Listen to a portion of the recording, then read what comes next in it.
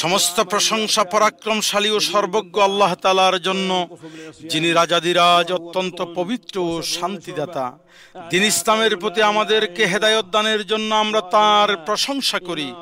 এ দিনকে তিনি 5টি মহান স্তম্ভের উপর প্রতিষ্ঠিত করেছেন।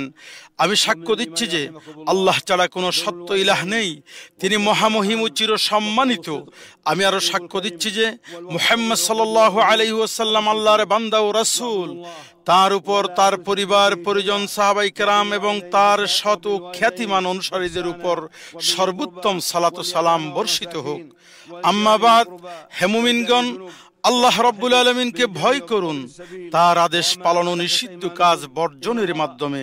নিশ্চয় আল্লাহ মুত্তাকিদের ভালোবাসেন এবং তাকওয়াকে সর্বোত্তম পরিণতির পথ বানিয়েছেন, কেননা তাকওয়াই দুনিয়া ও আখিরাতের কল্যাণ লাভের মূল কারণ। ক্বাল আল্লাহু জাল্লা ফি উলাহ, যারা তাকওয়া অবলম্বন করে তাদের জন্য তাদের রবের নিকট এমন সব জান্নাত রয়েছে যার তলদেশ দিয়ে নহর সমূহ প্রবাহিত, তারা সেখানে অনন্তকাল থাকবে। আরো রয়েছে পবিত্রা স্ত্রীগণ ও আল্লাহর সন্তুষ্টি, আর আল্লাহ বান্দাদের সবকিছু দেখেন। ক্বাল আল্লাহু তাআলা, আর যদি সেসব জনপদের অধিবাসীরা ঈমান আনত এবং তাকওয়া অবলম্বন করত, তবে অবশ্যই আমি তাদের জন্য আসমান ও জমিনের বরকত সমূহ উন্মুক্ত করে দিতাম। তিনি হাজীদেরকে তাকওয়া অবলম্বনের নির্দেশ দিয়ে বলেন, আর তোমরা পাথেয় সংগ্রহ করো, নিশ্চয়ই সবচেয়ে উত্তম পাথেয় হচ্ছে তাকওয়া। হে বুদ্ধিমানগণ, তোমরা আমারই তাকওয়া অবলম্বন করো।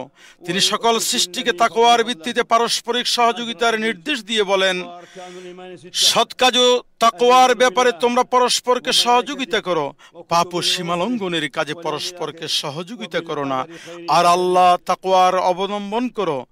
নিশ্চয় আল্লাহ শাস্তি দানে অত্যন্ত কঠোর। তাকওয়া হলো আল্লাহর বিধানকে আঁকড়ে ধরা এবং তার শাস্তির ভয়ে উত্তম পুরস্কারের আশায় শরীয়ত অনুযায়ী আমল করা। আজকের মতো এমন একটি দিনেই আল্লাহ তার দিনকে পরিপূর্ণ করেছেন, যখন এই আয়াত নাজিল হয়, আল ইয়াউমা আকমালতু লাকুম দীনাকুম ওয়া আতমামতু আলাইকুম নি'মাতি ওয়া রাদিতু লাকুমুল ইসলাম দীনা। আজ আমি তোমাদের জন্য তোমাদের দিন পূর্ণ করলাম এবং তোমাদের উপর আমার নিয়ামত সম্পূর্ণ করলাম, আর তোমাদের জন্য ইসলামকে দিন হিসেবে পছন্দ করলাম। দিন ইসলাম 3টি স্তরে সুবিন্যস্ত, যার সর্বোচ্চ স্তর হলো ইহসান, যাকে রাসূল আকরাম সাল্লাল্লাহু তাআলা আলাইহি ওয়াসাল্লাম এভাবেই ব্যাখ্যা করেছেন। ইহসান হচ্ছে আল্লাহর ইবাদত এমন নিষ্ঠার সঙ্গে করবে যেন তুমি তাকে দেখছো, আর যদি তুমি তাকে দেখতে না পাও তবে জানবে আল্লাহ তোমাকে দেখছেন। ক্বাল আল্লাহু জাল্লা ফি উলা, যারা সৎ কাজ করে তাদের জন্য আছে এ দুনিয়ায় মঙ্গল এবং আখিরাতের আবাস আরো উৎকৃষ্ট, আর মুত্তাকিদের আবাস কতই না উত্তম। দিনের দ্বিতীয় স্তর হলো ঈমানের স্তর, আর তা হলো মুখে স্বীকার করা, অন্তরে বিশ্বাস করা এবং অঙ্গ প্রত্যঙ্গ দ্বারা আমল করা, যা নেক আমল দ্বারা বৃদ্ধি পায় এবং পাপ কাজের দ্বারা সংকুচিত হয়। এর 70-এরও বেশি শাখা প্রশাখা রয়েছে, যার সর্বোচ্চ হলো লা ইলাহা ইল্লাল্লাহ এবং সর্বনিম্ন হলো রাস্তা থেকে কষ্টদায়ক বস্তু অপসারণ করা। আর লজ্জা হলো ঈমানের একটি বিশেষ শাখা। ঈমানের বিষয়গুলোর মধ্যে আরো রয়েছে আত্মীয়তার সম্পর্ক বজায় রাখা, পিতামাতার সাথে সদাচরণ করা, সত্য কথা বলা, উত্তম ভাষা ব্যবহার করা, অঙ্গীকার ও চুক্তি পূরণ করা এবং উত্তম চরিত্র অবলম্বন করা। ইয়াকুলুল্লাহু সুবহানাহু ওয়া তাআলা, তোমরা আল্লাহর ইবাদত করে এবং কোনো কিছুকে তার সঙ্গে শরীক করো না। আর পিতামাতা, আত্মীয় স্বজন, ইয়াতিম, অভাবগ্রস্ত, নিকট প্রতিবেশী, দূর প্রতিবেশী, সঙ্গী সাথী, মুসাফির ও তোমাদের অধিকারভুক্ত দাস দাসীর প্রতি সদ্ব্যবহার করো।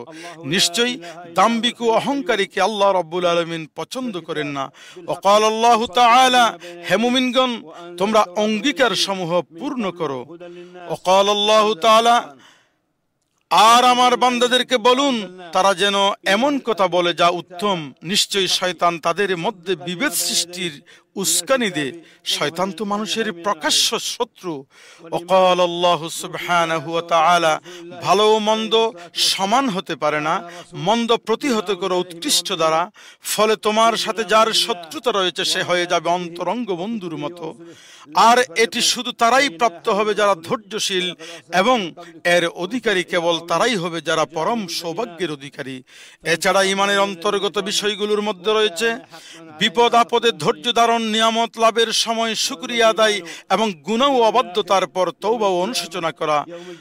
আল্লাহু জাল্লা ফি উলা, ধৈর্যশীলদেরকে কোনো হিসাব ছাড়াই তাদের প্রতিদান পূর্ণরূপে দেয়া হবে। ওয়াকাল আল্লাহু সুবহানাহু ওয়া তাআলা, আর স্মরণ করো যখন তোমাদের রব ঘোষণা দিলেন, যদি তোমরা শুকরিয়া আদায় করো তবে আমি অবশ্যই তোমাদের প্রতিদান বাড়িয়ে দেব। ওয়াকাল তাআলা, তোমরা তোমাদের প্রতিপালকের নিকট ক্ষমা চাও এবং অনুশোচনা ভরে তার দিকেই ফিরে আসো, তাহলে তিনি একটা নির্দিষ্ট সময় পর্যন্ত তোমাদেরকে উত্তম জীবন সামগ্রী ভোগ করতে দেবেন। আর অনুগ্রহ লাভের যোগ্য প্রত্যেক ব্যক্তিকে তিনি তার অনুগ্রহ দিয়ে ধন্য করবেন। ঈমানের স্তর 6টি, আর সেগুলো হলো আল্লাহর উপর, তার ফেরেশতাদের উপর, তার কিতাবের উপর, তার রাসূলদের উপর, আখিরাত দিবসের উপর এবং তাকদীরের ভালো মন্দের উপর ঈমান আনা। ক্বাল আল্লাহু সুবহানাহু ওয়া তাআলা, বরং সৎকর্ম হলো ওই ব্যক্তির আমল যে আল্লাহ, শেষ দিবস, ফেরেশতাগণ, কিতাব ও নবীগণের প্রতি ঈমান আনে। ওয়াকাল তাআলা, নিশ্চয়ই আমি সবকিছুর সৃষ্টি করেছি নির্ধারিত পরিমাপে। আর ঈমানের মাধ্যমে দুনিয়া ও আখিরাতের কল্যাণ লাভ করে মুক্তি ও সাফল্য অর্জিত হয়। ক্বাল আল্লাহু জাল্লা ফি উলা, আল্লাহ মুমিন পুরুষ ও মুমিন নারীকে প্রতিশ্রুতি দিয়েছেন জান্নাতের, যার তলদেশ দিয়ে প্রবাহিত হবে নহর সমূহ, যেখানে তারা চিরস্থায়ী হবে। আরো ওয়াদা দিয়েছেন স্থায়ী জান্নাত সমূহে উত্তম বাসস্থানের। আর আল্লাহর সন্তুষ্টি সর্বশ্রেষ্ঠ এবং এটাই মহা সাফল্য। ক্বাল আল্লাহু জাল্লা ফি উলা, যারা ঈমান এনেছে এবং তাদেরকে ঈমান জুলম শিরক দ্বারা কলুষিত করেনি, নিরাপত্তা তাদের জন্য এবং তারাই হেদায়েত প্রাপ্ত। ক্বাল আল্লাহু জাল্লা ফি উলা, নিশ্চয় আমি আমার রাসূলদেরকে এবং যারা ঈমান এনেছে তাদেরকে সাহায্য করব দুনিয়ার জীবনে এবং সেদিন যেদিন সাক্ষীগণ দাঁড়াবে। কাজেই আল্লাহর প্রতি ঈমান আনয়ন করার মধ্যে অন্তর্ভুক্ত হয় প্রতিপালক হিসেবে, সৃষ্টিকর্তা হিসেবে, জগতের পরিকল্পনাকারী হিসেবে এবং উত্তম গুণাবলী ও সুন্দর সুন্দর নামের অধিকারী হিসেবে তার প্রতি ঈমান আনা। ক্বাল আল্লাহু জাল্লা ফি উলা, তোমাদের রব সে আল্লাহ যিনি আসমান ও জমিন 6 দিনে সৃষ্টি করেছেন, অতঃপর আরশে উঠেছেন। তিনি দিবসকে রাত্রি দিয়ে ঢেকে দেন এবং সেটি দ্রুত বেগে রাতকে অনুসরণ করে। আর তিনি সূর্য, চন্দ্র, তারকারাজিকে তার আদেশের অনুগামী হিসেবে সৃষ্টি করেছেন। জেনে রাখো, সৃষ্টি ও কর্তৃত্ব শুধু তারই। জগৎ সমূহের প্রতিপালক আল্লাহ চিরমহিয়ান, তোমরা তাকে মিনতি ভরে সংগোপনে ডাকো, নিশ্চয়ই তিনি সীমালঙ্ঘনকারীদের পছন্দ করেন না। আর তোমরা সংশোধনের পর পৃথিবীতে বিশৃঙ্খলা করুণা এবং ভয় ও প্রত্যাশা নিয়ে তাকে ডাকতে থাকো, নিশ্চয়ই আল্লাহর রহমত সদাচারীদের নিকটবর্তী। আমরা সম্মানিত ফেরেশতাগণের প্রতি ঈমান আনি। ক্বাল আল্লাহু তাআলা, আর ফেরেশতাগণ তাদের রবের প্রশংসা সহ তাসবিহ পাঠ করে এবং পৃথিবীবাসীর জন্য ইস্তিগফার তথা দোয়া কামনা করে ক্ষমা প্রার্থনা করে। আমরা ঈমান আনি আল্লাহর কিতাবের উপর, যার মাঝে রয়েছে তাওরাত ও ইনজিল। আর আল্লাহ কোরআন করিমকে পূর্ববর্তী সকল কিতাবের উপর কর্তৃত্বকারী বানিয়েছেন। ক্বাল আল্লাহু তাআলা, আল্লাহ ছাড়া কোনো সত্য ইলাহ নেই, তিনি চিরঞ্জীব, সদা বিরাজমান। তিনি আপনার প্রতি সত্য সম্বলিত কিতাব নাজিল করেছেন, যা পূর্ববর্তী কিতাব সমূহকে সত্যায়নকারী। আর তিনি ইতপূর্বে মানুষের হেদায়েতের জন্য তাওরাত ও ইনজিল নাজিল করেছেন, এবং তিনি ফুরকান তথা সত্য মিথ্যার মাঝে পার্থক্যকারী গ্রন্থ নাজিল করেছেন। ক্বাল আল্লাহু জাল্লা ফি উলা, আর আমি আপনার নিকট সত্য সম্বলিত কিতাব নাজিল করেছি, যা পূর্ববর্তী কিতাবের সত্যায়নকারী ও তার রক্ষক। আল্লাহর প্রেরিত সকল রাসূলের উপর ঈমান আনয়ন করি। ক্বাল আল্লাহু জাল্লা ফি উলা, আমি আপনার পূর্বে রাসূলগণকে তাদের কওমের নিকট প্রেরণ করেছি, তারা তাদের কাছে সুস্পষ্ট প্রমাণাদি নিয়ে এসেছিলেন। অতঃপর যারা অপরাধ করেছিল আমি তাদেরকে শাস্তি দিয়েছিলাম। আর মুমিনদেরকে সাহায্য করার দায়িত্ব আমি আল্লাহ রাব্বুল আলামিন নিজের উপর রেখেছি।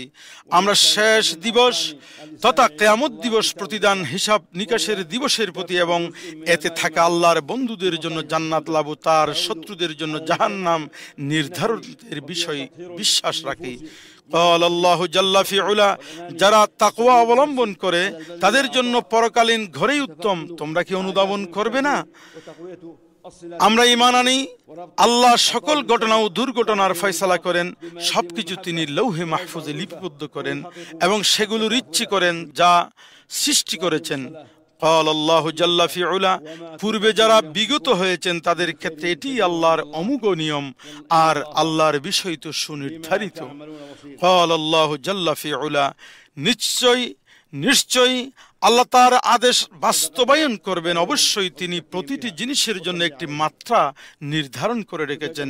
নবী সাল্লাল্লাহু আলাইহি ওয়াসাল্লাম ইসলামকে ব্যাখ্যা করে বলেন, আল ইসলামু আন তাশহাদা আল্লা ইলাহা ইল্লাল্লাহ, ইসলাম হলো তুমি এ সাক্ষ্য দিবে যে আল্লাহ ছাড়া কোনো সত্য ইলাহ নেই, মুহাম্মদ সাল্লাল্লাহু আলাইহি ওয়াসাল্লাম আল্লাহর রাসূল, আর তুমি সালাত কায়েম করবে, যাকাত প্রদান করবে, রমাদানের সিয়াম সাধনা করবে এবং সক্ষমতা থাকলে হজ্জ বাইতুল্লাহ করবে।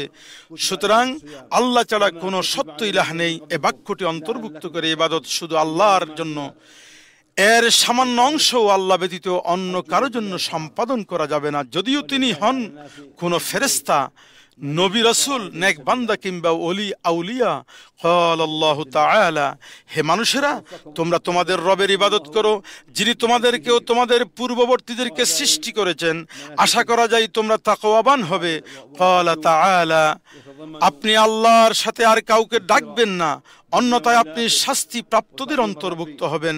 ওয়াকাল আল্লাহু সুবহানাহু ওয়া তাআলা, বলুন হে কিতাবীগণ, তোমরা আমাদের ও তোমাদের মধ্যে একটি অভিন্ন কথায় আসো যে আল্লাহ ছাড়া আর কোনো ইবাদত করব না। আমরা আল্লাহ ছাড়া আর কারো ইবাদত করব না, তার সাথে শরীক করব না, আল্লাহর পরিবর্তে কেউ কাউকে প্রভু বানাবো না। যদি তারা অসম্মত হয় তাহলে বলুন তোমরা সাক্ষী থেকো আমরা মুসলিম। এর মাঝেই রয়েছে আত্মসম্মান, কেননা বশ্যতা স্বীকার আল্লাহ ছাড়া আর কারো জন্য হবে না। তিনি বলেন, যদি আল্লাহ আপনাকে কোনো ক্ষতির ছোঁয়া লাগান তাহলে তিনি ছাড়া তা দূর করার কেউ নাই, আর যদি তিনি আপনার কল্যাণ চান তাহলে তার সেই অনুগ্রহ ফিরিয়ে দেওয়ার মতো কেউ নেই। তিনি বান্দাদের মধ্য হতে যাকে ইচ্ছে কল্যাণ প্রদান করেন, তিনি অতি ক্ষমাশীল, পরম দয়ালু। আর মুহাম্মদ সাল্লাল্লাহু আলাইহি ওয়াসাল্লাম হলেন আল্লাহর রাসূল। এ সাক্ষ্য অন্তর্ভুক্ত করে তার আদেশ পালনে আনুগত্য করা, তার আনিত সংবাদে তাকে সত্যায়ন করা এবং তার রবের ইবাদতের ক্ষেত্রে তার দেখানো পদ্ধতি গ্রহণ করা। কাজেই আল্লাহর ইবাদত করা হবে শুধু সেই পদ্ধতিতে যা রাসূল সাল্লাল্লাহু আলাইহি ওয়াসাল্লাম নিয়ে এসেছেন। ইয়াকুলুল্লাহু সুবহানাহু ওয়া তাআলা, লাকাদ জাআকুম রাসূলুম মিন আনফুসিকুম আজিজুন আলাইহি মা আনিতুম হারিসুন আলাইকুম বিল মুমিনিনা রাউফুর রহিম। তোমাদের নিকট তোমাদের মধ্য হতে একজন রাসূল এসেছেন, তোমাদের কষ্টকর বিষয় তার জন্য দুঃসহ, যিনি তোমাদের ব্যাপারে আগ্রহী, মুমিনদের প্রতি তিনি স্নেহপরায়ণ, রহমদিল। আল্লাহু তাআলা, তারা সেই উম্মি নবীর অনুসরণ করে যার কথা তারা তাদের কাছে থাকা তাওরাত ও ইনজিলে লিপিবদ্ধ পাচ্ছে। ওয়াকাল তাআলা, অতঃপর কোন বিষয়ে তোমাদের মধ্যে মতভেদ ঘটলে তা উপস্থাপিত করো আল্লাহ ও রাসূলের নিকট, যদি তোমরা আল্লাহ ও আখিরাতে ঈমান এনে থাকো। এ পন্থাই উত্তম ও পরিণামে প্রকৃষ্টতর। মুহাম্মদ সাল্লাল্লাহু আলাইহি ওয়াসাল্লামের উপর প্রেরিত রিসালতের শিক্ষাই রয়েছে। এটি উম্মার মধ্যে বিরোধ দূর করে এবং শরঈ জ্ঞানের উৎসকে একীভূত করে। এর মাধ্যমে ইবাদতগুলো একত্রিত হয় এবং সেগুলোর পালন পদ্ধতিতে ভিন্নতা দূর করে, ফলে কিতাব ও সুন্নতে যা উল্লেখ নেই এমন পদ্ধতিতে আল্লাহর ইবাদত করার বিদআত থেকে মুক্তি পাওয়া যায়।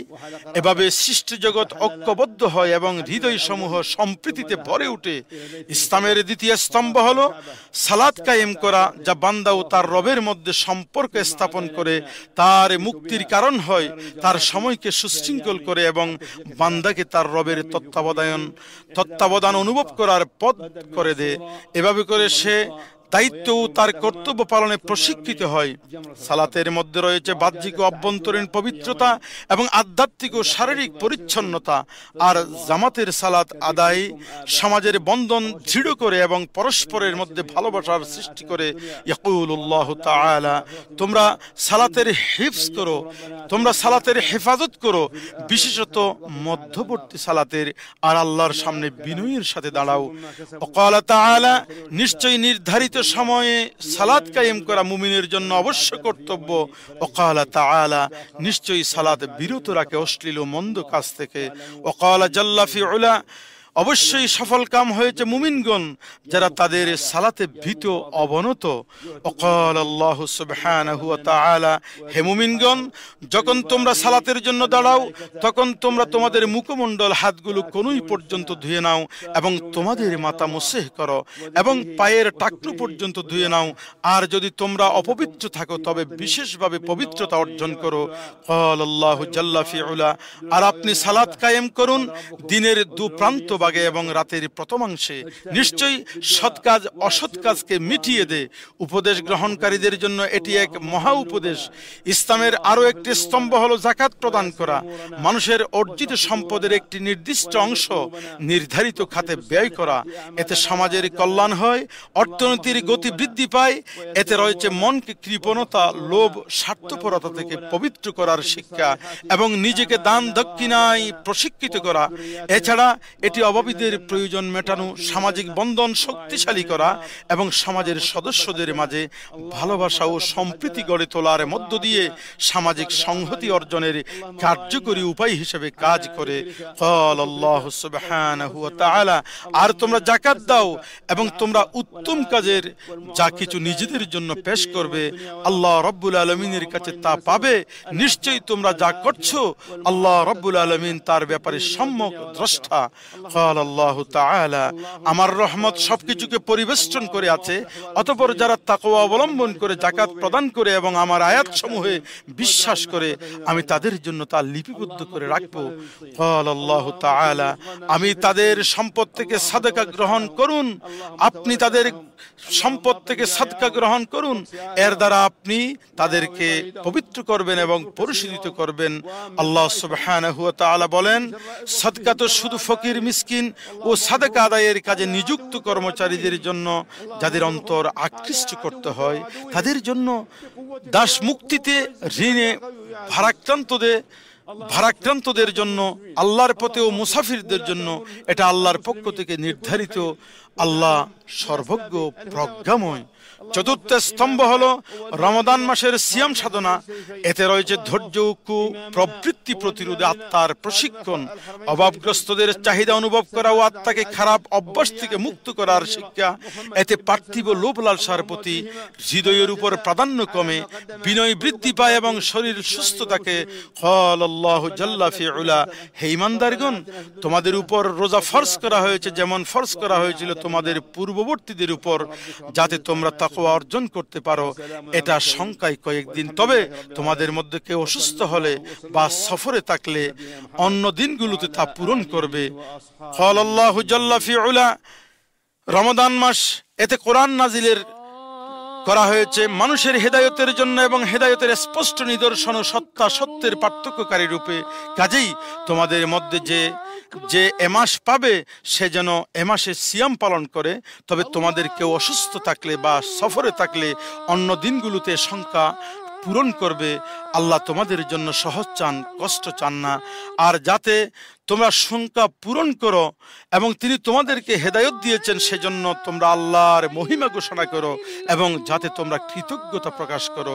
পঞ্চম স্তম্ভ হলো হজ পালন, যা আল্লাহ তাআলা তার বাইতুল্লাহর হাজিদেরকে হজের রীতিনীতি সম্পাদনের তৌফিক দেওয়ার মাধ্যমে সম্পাদিত হয়।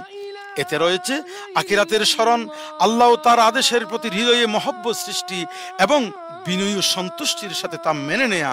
হজে রয়েছে জামাতের সাথে একত্রিত হওয়া, কোরবানির পশু, মানত, ফিদিয়ার গোশত বিতরণ, সময়ের প্রতি সম্মান প্রদর্শন এবং কল্যাণকর কাজে সঠিকভাবে সে সময়কে কাজে লাগানো ইত্যাদির পাঠ ও শিক্ষা। ইয়াকুলুল্লাহু সুবহানাহু ওয়া তাআলা, আর তোমরা আল্লাহর জন্য হজ উমরা পূর্ণ করো, যদি বাধাগ্রস্ত হও তবে সহজলভ্যতা কোরবানি করো। তিনি আল্লাহ তাআলা বলেন হজের মাসসমূহ নির্দিষ্ট, সুতরাং যে ব্যক্তি এ মাসগুলোতে হজের ইচ্ছে করে তার জন্য হজের সময় কোনো অশ্লীল কথা, পাপাচার, ঝগড়া করা যাবে না, জায়েজ নয়। তোমরা যে কোনো ভালো কাজ করো, আল্লাহ তাআলা তা জানেন। আল্লাহ তাআলা যখন তোমরা আরাফাত থেকে ফিরে আসবে তখন মাশআরুল হারামের কাছে আল্লাহকে স্মরণ করবে, আর তাকে স্মরণ করো যেমনি ভাবে তিনি তোমাদেরকে নির্দেশনা দিয়েছেন, যদিও তোমরা এর আগে পথভ্রষ্টদের অন্তর্ভুক্ত ছিলে। হুজ্জাজ বাইতুল্লাহিল হারাম, হারামাইন শরীফাইন, মসজিদে হারাম ও মসজিদে নববী এবং পবিত্র স্থানসমূহের সার্বিক উন্নয়ন ও রক্ষণাবেক্ষণে সৌদি আরবের নেতৃত্ব চূড়ান্ত গুরুত্ব ও সর্বাত্মক প্রচেষ্টা চালিয়ে যাচ্ছে এবং নিরাপত্তা সংস্থা ও সেবা প্রদানকারী বিভিন্ন কর্তৃপক্ষের মাধ্যমে হজযাত্রীদের জন্য অত্যন্ত মনোযোগ ও যত্নের সাথে সেবা করছে বলেই হাজিগণ শান্তি, নিরাপত্তা, স্বস্তির সঙ্গে তাদের দিনী আচরণ অনুষ্ঠান পালন করতে সক্ষম হচ্ছেন। একজন মুসলমানের উচিত হজ সম্পর্কিত নিয়মাবলী, নির্দেশনা, আইন কানুন যথাযথভাবে মেনে চলা, আর এটি হচ্ছে শরীয়তের উদ্দেশ্যসমূহ বাস্তবায়নের অংশ। ধর্মীয় নৈতিক দায়িত্ব এবং সভ্য আচরণ ও বটে, যা সহযোগিতা, শৃঙ্খলার চেতনাকে প্রতিফলিত করে। হজযাত্রীদের চলাচল ও স্থানান্তরে স্বাভাবিকতা আনে এবং কষ্ট ও দুর্ভোগ ছাড়াই যাতে তারা হজের যাবতীয় আনুষ্ঠানিকতা সম্পন্ন করতে পারে সে নিশ্চয়তা প্রদান করে। আল্লাহর পবিত্র ঘরের হাজিগণ রাসূল সাল্লাল্লাহু আলাইহি ওয়াসাল্লাম খুতবা দেওয়ার পরে আরাফাতের ময়দানে অবস্থান করেন, তারপর জোহর ও আসর একসাথে আদায় করেন। সূর্যাস্তের পর তিনি মুজদালিফায় রওনা হন, সেখানে মাগরিবের 3 রাকাত ও এশার 2 রাকাত একসাথে আদায় করেন। ফজরের সালাতের আগ পর্যন্ত সেখানে রাত্রি যাপন করেন এবং ভোর স্পষ্ট হওয়া পর্যন্ত আল্লাহর জিকিরে মশগুল থাকেন। এরপর মিনায় এসে জামারাতুল আকাবা বড় জামারায় 7টি কঙ্কর নিক্ষেপ করেন। অতঃপর তিনি নিজের কোরবানির পশু জবাহ করেন এবং মাথা মুন্ডন করেন। এভাবে তিনি প্রথম পর্যায়ের হালাল হয়ে যান। পরে মহিমান্বিত কাবায় এসে তাওয়াফে ইফাদা সম্পন্ন করেন। এরপর মিনায় ফিরে এসে তাশরিকের দিন 3 দিন সেখানে অবস্থান করেন এবং প্রতিটি দিন 21টি কঙ্কর নিক্ষেপ করেন। এই দিনগুলোতে প্রতিদিন ছোট জামারায়, তারপর মধ্যম জামারায় কঙ্কর নিক্ষেপ করেন এবং উভয়ের পর দোয়া সম্পাদন করেন। এরপর বড় জামারায় কঙ্কর নিক্ষেপ করেন। এই 2 দিনে হজ শেষ করার অনুমতি দিয়েছেন। ইয়াকুলুল্লাহু সুবহানাহু ওয়া তাআলা, তোমরা যখন তোমাদের হজের পালনীয় কর্তব্যসমূহ সম্পন্ন করবে তখন আল্লাহকে স্মরণ করবে যেমন তোমাদের পূর্ববর্তী পুরুষদেরকে তোমরা স্মরণ করতে, অথবা তার চেয়েও বেশি। কিছু মানুষ আছে যারা বলে, হে আমাদের প্রভু, আমাদেরকে যা দেবার এ দুনিয়াতেই দাও। এরা পরকালে কিছুই পাবে না। মানুষের মধ্যে কেউ বলেন, হে আমাদের রব, আমাদের দুনিয়ার কল্যাণ দান করো আর পরকালেও কল্যাণ দান করো এবং আমাদেরকে জাহান্নামের শাস্তি থেকে রক্ষা করো। তাদের জন্য রয়েছে তাদের অর্জিত অংশ। আল্লাহ দ্রুত হিসাব গ্রহণকারী। আর নির্ধারিত দিনসমূহে আল্লাহ রব্বুল আলামিনকে স্মরণ করো। অতঃপর কেউ যদি তাড়াহুড়া করে 2 দিনের মধ্যে মক্কায় ফিরে যেতে চায় তাহলে তার কোনো পাপ নেই। পক্ষান্তরে কেউ যদি বিলম্ব করে তাহলে তারও কোনো পাপ নেই। এবং তোমরা আল্লাহকে ভয় করো, জেনে রাখো তোমাদের সকলকে তারই নিকট সমবেত করা হবে। বাইতুল্লাহর সম্মানিত হাজিগণ, আপনাদের এই দিনটি অত্যন্ত মর্যাদাপূর্ণ। এদিনে আল্লাহ তাআলা জাহান্নাম থেকে অসংখ্য বান্দাদেরকে মুক্তি দেন। এদিনে তিনি বান্দার নিকটবর্তী হন, ফেরেশতাদের কাছে আরাফার ময়দানে অবস্থানরত পুণ্যার্থীদের নিয়ে গর্ব করেন। কাজেই আপনারা এই দিনে অধিক পরিমাণে আল্লাহর প্রশংসা স্মরণ করুন এবং তার কাছে বেশি বেশি দোয়া করুন, কারণ এটি এমন এক স্থান যেখানে দোয়া কবুল হয়।